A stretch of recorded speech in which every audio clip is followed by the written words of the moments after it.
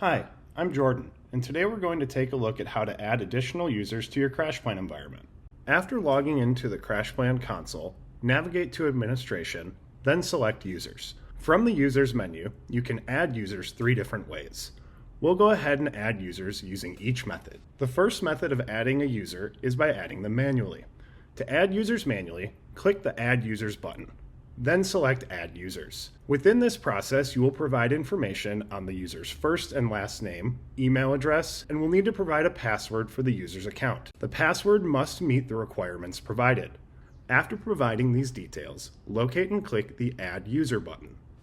The second method of adding users is through the use of a text file, formatted to contain information similar to what was provided in the previous example. To add users with a text file, navigate to the Add Users menu and download the sample file provided. This file will contain the necessary formatting to ensure your users are added correctly. Format a text file to match the formatting of the provided sample document. After creating the document, click the button in the Add Users menu and locate the file, followed by clicking the Add Users button that appears. The third and final method of adding users is through the use of an invite. To invite users to your CrashPlan environment, click the Add Users button, then select Invite Users. Provide an email address you want to send the invite to. If you have multiple, separate them with a comma. You can modify the subject and message body as desired.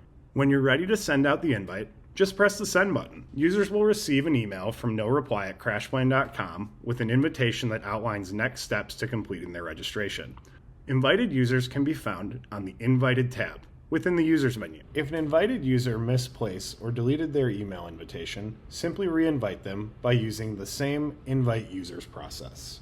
Upon completing registration, the user is able to sign into CrashPlan and begin backing up. And that's how you add additional users with CrashPlan. For additional assistance adding users or other CrashPlan related questions, feel free to contact our support team. Thanks for watching.